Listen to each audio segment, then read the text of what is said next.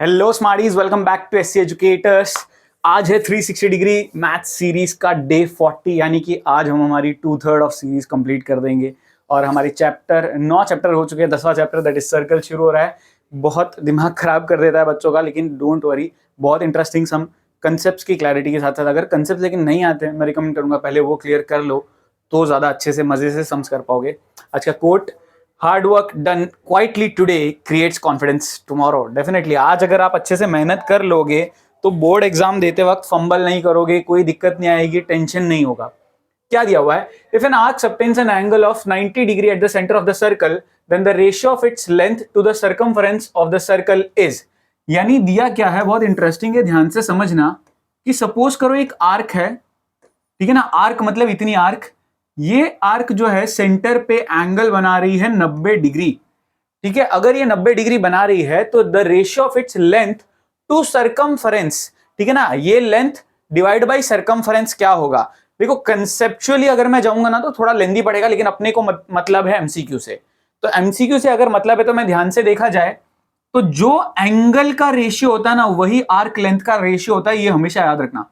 जो एंगल्स का, यानी ये जो छोटी वाली आर्क का जो सेंटर पे एंगल है और बड़ी वाली आर्क का जो सेंटर पे एंगल है, उसका रेशियो, वो भी मैं कह सकता हूं। अच्छा सॉरी, यहां पर तो पूरे सर्कल के हिसाब से लेना है। तो छोटी वाली आर्क का सेंटर पे एंगल कितना है? 90 डिग्री। और पूरे सर्कल का एंगल कितना होता है? 360। काटूंगा तो आ जाएगा 1/4। तो रेशियो सीधा सीधा क्या आ जाएगा? 1:4। और वहीं पे अगर मैं बात करूं, यहां पे मुझे आर्क लेंथ के रिलेटेड बोला था, सरकमफ्रेंस के रिलेटेड बोला था। मैंने लेंथ का रेशियो नहीं लिया, देखा जाए तो मैंने यहां पर एंगल्स का रेशियो लिया है। ये जो आर्क लेंथ है उसका एंगल और पूरे सर्कल का एंगल जो कि 360 डिग्री होता है, उसका रेशियो निकाला। दोनों सेम ही पड़ता है, तो यहां पर 1:4 ही करेक्ट आंसर आएगा। That is option B. That's it. Next आगे बढ़ते हैं सेकंड क्वेश्चन की तरफ। ये बहुत इंपॉर्टेंट एनसीईआरटी का क्वेश्चन है। यहां पे दिया है कि prove that the tangents drawn at the ends of diameter of a circle are parallel. मतलब अगर ये डायमीटर है, इस डायमीटर को मैं एक्स वाई ले लेता हूं और यहां पर दो टेंजेंट्स बने हैं। एक टेंजेंट का नाम दे दिया ए बी और एक टेंजेंट का नाम दे दिया सी डी। और सेंटर पे, ये डायमीटर का जो सेंटर पॉइंट है उसको ओ लिख लेते हैं। अब ध्यान से सुनना समझना, ये जो डायमीटर के एंड पॉइंट है, यानी ये पॉइंट से जो टेंजेंट बन रहा है और ये पॉइंट से जो टेंजेंट बन रहा है, ये आपस में जो लाइंस है वो पैरेलल है, ऐसा मुझे प्रूव करना है। तो 4-5 स्टेप का सीधा सा सम है। गिवन आप लिख दोगे x y is a diameter जिसमें A B and C D are tangents, ठीक है, पासिंग थ्रू। या गिवन नहीं करके तो आप चाहो तो ऐसा भी लिख सकते हो सीधा सीधा, let X Y be the diameter and A B C D tangents passing through X and Y. ठीक है ना, ए बी जो टेंजेंट है वो एक्स से पास हो रहा है और सी डी जो टेंजेंट है वो वाई पॉइंट से पास हो रहा है। अब हमको पता है O X perpendicular to A B और ओ वाई जो है वो परपेंडिकुलर है सी डी के। ठीक है ना, रीजन सिंपल है, radius and tangents at point of contact, POC मतलब पॉइंट ऑफ कॉन्टैक्ट है। हाँ, यहां पे point of contact are perpendicular. हमेशा याद रखना, रेडियस और टेंजेंट पॉइंट ऑफ कॉन्टैक्ट पे हमेशा 90 डिग्री बनाते हैं। तो मैं लिख सकता हूं देयरफॉर, थोड़ा सा मैं बड़ा डिटेल में लिख रहा हूं, वरना 2 मार्क का अगर हुआ तो आप थोड़े से कम स्टेप्स कर सकते हो। देयरफॉर करके O X B equals to angle O Y C equals to 90 degree. ठीक है ना, परपेंडिकुलर होते हैं तो 90 डिग्री हो गई।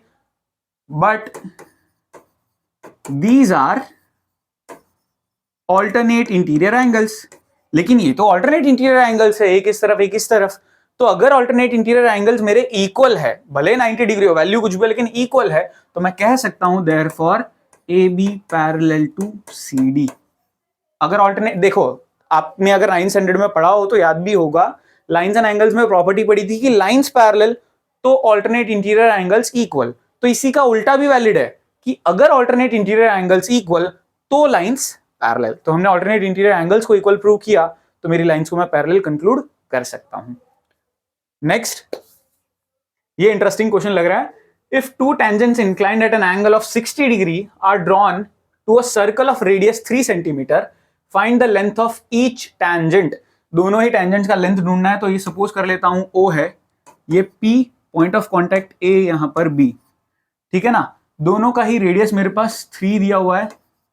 अब ये कितने मार्क्स का है उस पर डिपेंड करता है। बाकी यहां पर हो सकता है, देखो एंगल पूरा क्या है, 2 टैंजेंट्स, ये पूरा जो है मेरा वो 60 डिग्री है, ठीक है ना, ये पूरा 60 डिग्री है। तो अगर 2 मार्क का हुआ तो आप ये ऊपर का पार्ट 30 डिग्री लिख सकते हो, लेकिन अगर नहीं हुआ तो आपको इन दोनों ट्राइंगल्स को कॉन्ग्रुएंट प्रूव करना पड़ेगा, ठीक है ना। आप क्या करोगे, in triangle OAP and triangle OBP, ठीक है ना, कौन सा, ऊपर वाला ट्राइंगल और नीचे वाला ट्राइंगल, इसमें सबसे पहले तो angle OAP equal to angle OBP कितना, 90 डिग्री। आपको पता है कि रेडियस और टेंजेंट हमेशा एंगल कितना बनाते हैं, 90 डिग्री। दूसरी चीज OP equals to OP, reason हो गया सिंपल कॉमन। और लास्ट चीज हमारी OA equals to OB, that is radius, ठीक है ना। सो देयरफॉर मैं कह सकता हूं triangle OAP congruent to triangle OBP by RHS congruence rule, ठीक है ना। RHS रूल से मेरे ये क्या हो जाएंगे, कॉन्ग्रुएंट हो जाएंगे। अब अगर ये कॉन्ग्रुएंट है तो मैं लिख सकता हूं therefore angle OPA equals to angle OPB, ठीक है ना। ये दोनों जो एंगल है, ये ऊपर का हिस्सा और नीचे का हिस्सा, वो दोनों आपस में इक्वल होंगे, CPCT, ठीक है ना, corresponding parts of congruent triangles. So therefore angle OPA की वैल्यू कितनी हो जाएगी, अगर ये दोनों पार्ट्स इक्वल है, पूरा 60 डिग्री है, तो आधा कितना हो जाएगा, सीधी सी बात है 60 डिवाइड बाई 2 30 डिग्री। ये आप अगर 2 मार्क में आए तो डिराइव करने की जरूरत नहीं है, आप डायरेक्ट लिखोगे, क्योंकि ये जो point of contact, sorry external point से जो टेंजेंट बनता है सेंटर पे, अगर वो लाइन ज्वाइन कर रही है 2 टेंजेंट्स के बीच में, तो वो बाइसेक्ट करती है इस वाले एंगल को, ये आप डायरेक्टली कंक्लूड कर सकते हो। इवन आपके MCQs में ये काम आता है इसलिए। सो अगर ये 30 डिग्री आ गया तो अब ध्यान से देखना, यहां पर थोड़ा सा दिमाग खराब हो सकता है आपका, क्योंकि सर्कल्स में आपको ट्रिग्नोमेट्री लगानी पड़ेगी। ये एंगल आपको दिया हुआ है, ठीक है ना, यहां पर इस तरीके से राइट एंगल ट्राइंगल है, ठीक है ना, यहां 90 डिग्री है। तो अगर मैं यहां से देखूं, ठीक है ना, यहां से देख रहा हूं, तो कंफ्यूज मत होना, ये है आपका ऑपोजिट साइड और ये है आपका एडजेसेंट साइड। ये हाइपोटेन्यूस नहीं है, हाइपोटेन्यूस हमेशा 90 डिग्री के सामने होता है। ये आपका H हो जाएगा, ये ऑपोजिट, और ये आपका एडजेसेंट साइड। तो ऑपोजिट दिया हुआ है, एडजेसेंट ढूंढना है, O और A का कॉम्बिनेशन tan थीटा, यानी यहां मैं लगा सकता हूं tan 30 degree is equal to, opposite है मेरा 3, एडजेसेंट मेरा है PA जो कि ढूंढना है, tan 30 होता है 1/√3, क्रॉस मल्टीप्लाई करेंगे लास्ट में, सो PA की वैल्यू मुझे निकल के आती है 3√3 सेंटीमीटर, जो कि आपको यहां पर फाइंड करना था। दोनों ही टेंजेंट्स की लेंथ इक्वल होगी, एक्सटर्नल पॉइंट से टेंजेंट्स इक्वल होते हैं, तो आप लिख सकते हो therefore PA equal to PB equal to 3√3 centimetre. This one is very important and critical.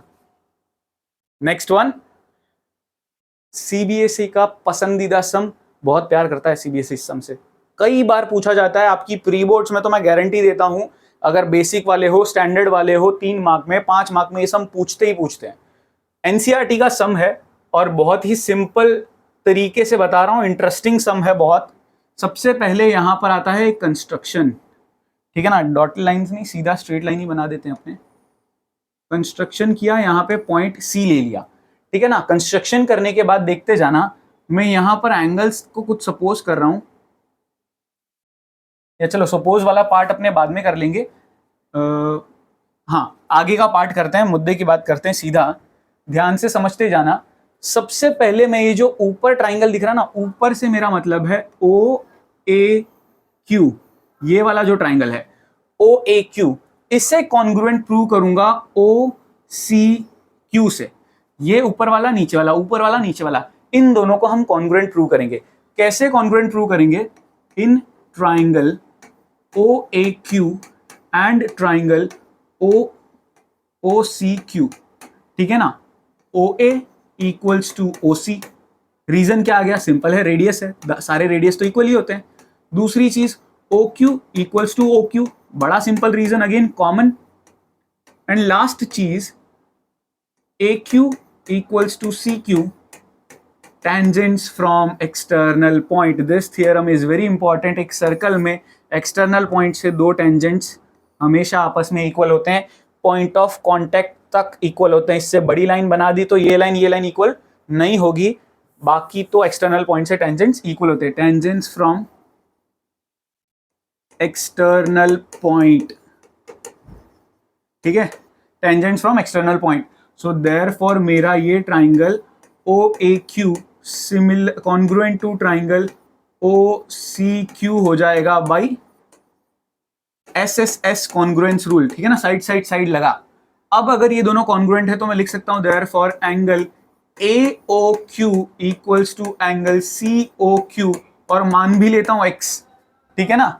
ये वाला एंगल और ये वाला एंगल, इन दोनों को आपस में इक्वल प्रूव कर दिया हमने CPCT से, ठीक है ना, बाई CPCT. और दोनों को ही माना क्या है, x और x. लिख भी देता हूं यहां पे, ठीक है. ये भी एंगल मेरा x और ये वाला एंगल भी मेरा x. अब सेम टू सेम तरीके से नीचे जो दो छोटे छोटे ट्राइंगल्स दिख रहे हैं, सेम डिट्टो यही प्रोसेस से SSS कॉन्ग्रुएंस रूल से इक्वल करेंगे. अभी तो मैं आपको यहां करके नहीं दिखा रहा हूं, क्योंकि यही तो हमारा ब्रेन हमको खुद ही तो डेवलप करना है, एग्जाम तो खुद ही देना है. आप ट्राई करो, 100% आएगा. नहीं आया कमेंट बॉक्स में बताना कि भाई सर आगे ये सम जो बीच का आपने प्रोसेस खुद करने के लिए बोला नहीं आया. तो मैं क्या कर रहा हूं, यहां पर लिख रहा हूं similarly triangle OCP congruent to triangle OBP by SSS congruence rule ही लगेगा. So therefore angle COP equals to angle BOP equals to Y CPCT से. अब देखो ये पूरे दोनों इक्वल और x दोनों इक्वल और y.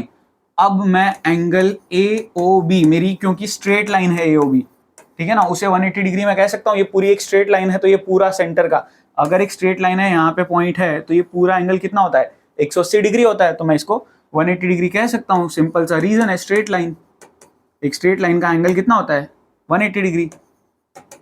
और इस AOB में मेरा एक बार x, एक और बार x और दो बार y आते हैं, तब जाके ये 180 बन रहा है. तो यहां मैं 2x plus 2y equals to 180 लिख सकता हूं. 2 कॉमन ले लूंगा और जो कॉमन 2 लिया है उसको इक्वल टू के उस साइड भेज के डिवीजन में भेज दूंगा. सो x प्लस वाई मिला के मेरा कितना आ गया 180 डिग्री, ठीक है ना, 180 डिग्री आ गया. अब क्वेश्चन में यही तो बोला था कि आपका जो QOP है या POQ जो है उसे 90 डिग्री प्रूव करो. आपकी NCERT में इसका नाम AOB है, अल्फाबेट्स बदल दिए हैं, डिट्टो सेम है, खाली अल्फाबेट्स बदले. सो देयरफॉर मैं लिख सकता हूं, अब देखो x प्लस वाई का मतलब यही तो हुआ, और ये क्या है मेरा, देखो इसी एंगल को तो 90 डिग्री प्रूव करना था. तो ये ऊपर का x है, नीचे का y है, तो मिला के मेरा आ गया 90. यानी therefore angle POQ equals to 90 degree, जो कि मुझे प्रूव करना था. एक बार नहीं समझ में आया तो क्वेश्चन जरूर वापस पढ़ लेना. मैंने डायरेक्ट एक्सप्लेन करना शुरू कर दिया, मेरे को अभी सडनली क्लिक हुआ. यहाँ पर फिगर मेरे को दिया हुआ है और ये एंगल को यहाँ पर मुझे 90 डिग्री प्रूव करना था. बस मेन तो क्वेश्चन इतना ही दिया हुआ था और ये डायामीटर दिया हुआ था, इतना भी क्वेश्चन में दिया हुआ था, तभी हमने 180 डिग्री लिया था. वैसे next sum, now this one is also super important. कई जनों से ये टैकल नहीं हो पाता है क्योंकि 9th की भी प्रॉपर्टी लगानी पड़ सकती है. तो देखेंगे कैसे इस सम को करना है. बहुत बहुत प्यारा सम है, लॉजिक लगाएंगे बड़ा. देखो क्या करेंगे, सबसे पहले तो यहाँ पर है ना एक कंस्ट्रक्शन आ जाएगा. देखो दिया क्या है, ये फिगर दिया हुआ है, 30 डिग्री दिया हुआ है, और मुझे प्रूव करना है कि BP और BQ यानी ये दोनों चीजें जो है ना, ये दोनों लाइंस, इन दोनों को आपस में इक्वल प्रूव करना है. तो कहीं ना कहीं अगर मैंने यहाँ का एंगल और यहाँ का एंगल इक्वल प्रूव कर दिया तो आइसोसेलेस ट्राइंगल की प्रॉपर्टी सीधा लगा के दो एंगल्स इक्वल तो उनकी ऑपोजिट साइड्स इक्वल. ये तुरंत ऐसे घंटी बजनी चाहिए कि हाँ हाँ, ऐसे रिवर्स तरीके से स्टेप्स सोचो कैसे मैं जा सकता हूं. अब देखो यहाँ पर ये सेंटर दिया हुआ है, तो क्यों ना मैं इसको यहाँ पे ज्वाइन कर दूं. ज्वाइन करने के काफी सारे फायदे होने वाले हैं. तो परफेक्शन का कीड़ा ना मेरे प्रोसेस को डिले कर देता है, ठीक है ना. आप देखते जाना, ध्यान से समझते जाना. 9th की कुछ प्रॉपर्टीज भी लगाएंगे यहाँ पर. पहले तो मैं इस फिगर में ही पूरी चीज कर रहा हूँ, फिर बाद में स्टेप्स लिखेंगे. अगर ध्यान से देखा जाए तो ये भी रेडियस ये भी रेडियस, ये भी रेडियस, अगर दोनों इक्वल है तो आइसोसेलेस ट्रायंगल की प्रॉपर्टी से ये एंगल और ये एंगल आपस में इक्वल होना चाहिए। आपस में अगर इक्वल होना चाहिए, ये 30 तो ये कितना होना चाहिए, 30 डिग्री होना चाहिए। सीधी सी बात है। अब ये अगर 30 डिग्री हो गया तो ध्यान से देखते जाओ आगे। अब अगर हम बढ़ते हैं ये एंगल मेरा कितना हो जाएगा फिर, 60 डिग्री होगा मेरा, ठीक है। ये एंगल मेरा 60 डिग्री हो जाएगा। अब ये वाला 60 क्यों होगा, ध्यान से सुनना समझना। मेरा ये जो ए बी है ना, ए बी वो मेरा डायामीटर है। और 9th स्टैंडर्ड में एक प्रॉपर्टी थी कि अगर ये डायामीटर हो तो डायामीटर सर्कल पे टच कहीं पे भी करे, एंगल फिक्स 90 डिग्री बनाएंगे। तो अगर ए बी डायामीटर है और एंगल पूरा 90 डिग्री बना रहे हैं, उस 90 में से इतना पार्ट मेरा 30 है, तो बाकी कितना बचा, 60 डिग्री बाई डिफॉल्ट। इतना समझ में आ गया, ये 60 डिग्री है। अब आगे का पार्ट ध्यान से समझना। ये अगर मेरा 60 डिग्री है, ये वाला वैल्यू मेरा कितना आएगा, ये मेरा 30 डिग्री आ जाएगा। अब भला ये 30 क्यों आएगा, ये रेडियस, ये टेंजेंट। तो इसी साल हमने पढ़ा है कि अगर ये यहां पर रेडियस हो, यहां पर टेंजेंट हो, तो रेडियस और टेंजेंट के बीच में एंगल कितना होता है, 90 डिग्री। फिगर थोड़ा छोटा बन गया, आई होप समझ में आ रहा है। तो अगर 90 डिग्री हो, ये वाला 60, तो ये कितना बचा, 30 डिग्री। अब क्रिटिकल स्टेप थोड़ा सा ध्यान से समझते हैं, ठीक है ना। अपने आप में ए क्यू पी एक ट्राइंगल बना रहा है। और अगर ए क्यू पी एक ट्राइंगल बना रहा है और ट्राइंगल के 3 मेन एंगल्स, देखो ये पूरा क्यू जो है, क्यू वाला पार्ट, उसका एंगल कितना बन रहा है, ए क्यू पी में ये क्यू वाला 30 + 60 + 30 कितना हो गया आपका, 120। अब अगर ये 120 है, ये 30 है, तो एंगल सम प्रॉपर्टी से ये वाला कितना आएगा, ये वाला भी 30 डिग्री निकल के आएगा। थोड़ा खिचड़ी बनेगी दिमाग में, खराब होगा थोड़ा। अभिजीत वाला क्वेश्चन है ये, एकदम सर चकराने वाला, लेकिन ध्यान से समझना, लॉजिक लगाओगे तो आराम से आएगा, स्टेप बाय स्टेप। अब ये 30 और ये 30 अगर आ गया तो आइसोसेलेस ट्राइंगल की प्रॉपर्टी तो बेटा पता होगा आपको, ये भी 30 हो, ये भी 30 हो, तो ये साइड और ये साइड इक्वल हो जाती है। और ये बीपी और बीक्यू को ही मुझे इक्वल प्रूव करना था। अब ध्यान से देखते जाओ स्टेप बाय स्टेप में क्या कैसे लिखने वाला हूं, ठीक है ना। फंडे समझते जाना। यहां पर एक अपने काम कर लेते हैं, इन एंगल्स को नाम दे देते हैं, ठीक है ना। तो ये वैल्यूज वाली चीज जो है, इसमें कंफ्यूजन इतना नहीं होगा, ठीक है ना। सबसे पहले तो ये O को Q से ज्वाइन किया, ज्वाइन करने के बाद इसको दे देते हैं 1, इसको दे देते हैं 2, और इसको दे देते हैं 3, इसको दे देते हैं 4, ठीक है ना। और कुछ बचता है क्या, जरूरत पड़ती है, इस 3 1 नहीं, जरूरत पड़ेगी नहीं लगभग। तो फिर इतना एंगल्स को नाम दे दिया है, ठीक है ना। ये कितना, ये थोड़ा सा बाहर जा रहा है, उसको थोड़ा सा समझ लेना आप। अब यहाँ पर कैसे कैसे हम स्टेप्स लिखने वाले हैं, मुद्दे की बात। सबसे पहले तो OA = OQ, रीजन सिंपल है भैया, रेडियस। सो देयरफॉर मैं लिख सकता हूं एंगल 1 = 30 डिग्री, ठीक है ना। डायरेक्ट मैं क्या लिखूंगा, ये एंगल 1 इस एंगल के बराबर होगा, दैट इज 30 डिग्री। अब दूसरी चीज, AB इज अ डायामीटर, ठीक है ना। AB डायामीटर है, सो मैं लिख सकता हूं therefore angle AQB = 90 degree. Diameter हमेशा एंगल कितना बनाता है, कहीं पे भी ज्वाइन करो 90 डिग्री बनाता है। Angle in a semi circle, इसका रीजन है angle in a semi circle, circle है। अब दूसरी चीज, सो देयरफॉर मैं लिख सकता हूं एंगल 1 + एंगल 2 मिला के कितना हुआ, 90 डिग्री। सो अब एंगल 1 तो 30 मिला हुआ है, प्लस एंगल 2 = 90 डिग्री। सो मैं कह सकता हूं देयरफॉर एंगल 2 = 60 डिग्री। अब एंगल 2 मेरा अगर 60 डिग्री आ चुका है, तो ध्यान से देखो, एंगल 2 + एंगल 3 = अगेन 90 डिग्री होगा। इसका reason, radius perpendicular to tangent, ठीक है ना। रेडियस और टेंजेंट यहां पे परपेंडिकुलर है, और 2 मेरा 60 आ चुका है, = 90 डिग्री। So angle 3 = 30 degree. अब एंगल 3 तक तो मैं 30 तक पहुंच चुका हूं। अब बारी आती है कैसे भी करके 4 को 30 डिग्री बनाना। तो इसका सिंपल सा तरीका है, मैं क्या करूंगा, वो एंगल 4 वाली चीजें यहां पे कर लेते हैं थोड़ा सा। Angle QAP plus angle A Q P plus angle Q P A equals to 180 degree. Simple सा रीजन, एंगल सम प्रॉपर्टी। अब क्यू ए पी 30 डिग्री है मेरे पास, और ये ए क्यू पी पूरा मतलब ये तीनों मिला के 120 डिग्री है, और क्यू पी ए मेरा 4 है, एंगल 4 नाम दिया हुआ है इसको, ठीक है ना।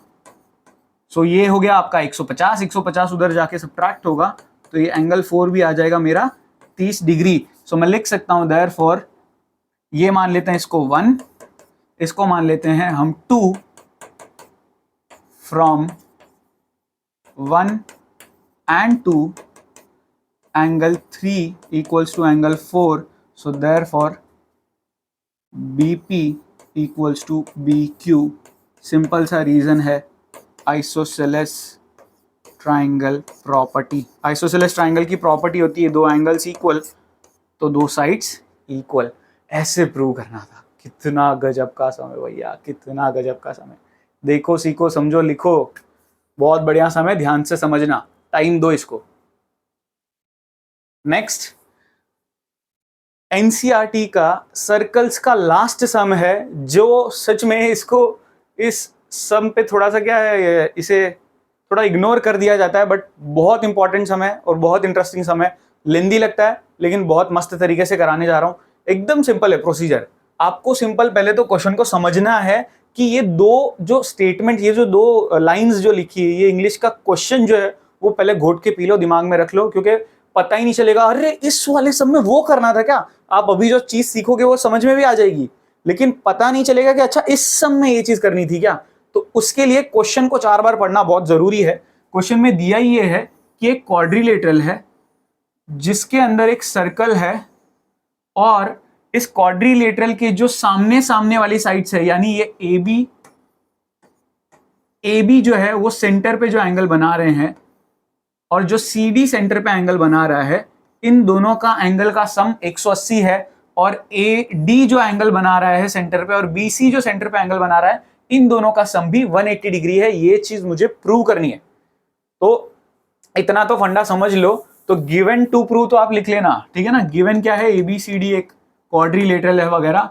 टू प्रूव की अगर मैं बात करूं तो यहां पर angle AOB plus angle COD को मैं 180 डिग्री प्रूव करूंगा।